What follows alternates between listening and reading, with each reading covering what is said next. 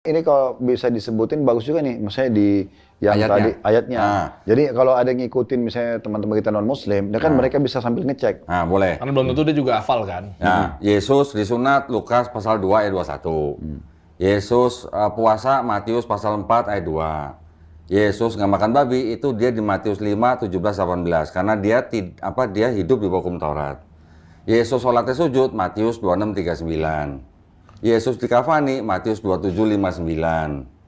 Oke. Yesus akikah Lukas 2 ayat 24. Yesus mandi besar atau dibaptis Matius pasal 3. Lu dibaptis nggak? Enggak.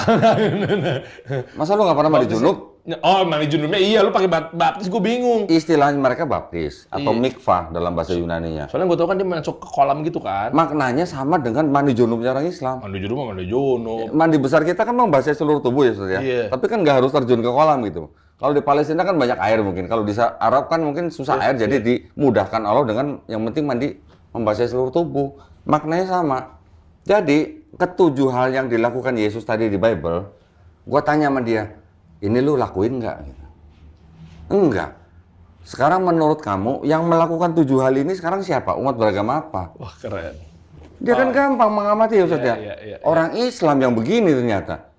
Nah bagaimana lu bisa bilang aku Yesus? Kalau yang ngikutin malah kita orang Islam gitu loh. Top. Ya ini 7 dan masih banyak yang lain sebenarnya. Tapi ketika saya tunjukin ayat-ayat yang dianggap perkataan Paulus, misalnya contoh begini.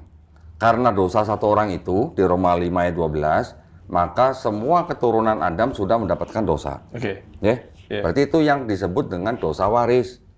Nah, saya bilang, warisan kok dosa, warisan sama rumah, tanah gitu ya. Ini ajaran Paulus, warisan dosa waris. Jadi, terus ada lagi ayat begini. Yesus yang mati sebagai manusia itu sudah membatalkan hukum Taurat. Efesus pasal 2, 15. Terus ngomong lagi, Roma 10 ayat 9. Jika mulutmu mengaku Yesus sebagai Tuhan dan percaya dalam hatimu Tuhan atau Allah telah membangkitkan dia dari antara orang mati, maka kamu diselamatkan. Itu yang dianggap tulisan Paulus nih. Selama ini yang dipercaya sama lu itu bukan? Iya. Nah berarti lu pengikut Paulus atau pengikut Yesus? Saya gitu Ustaz. Karena ayat-ayatnya semuanya ada. Sekarang saya tanya, menurut kamu ajaran Yesus buat masuk surga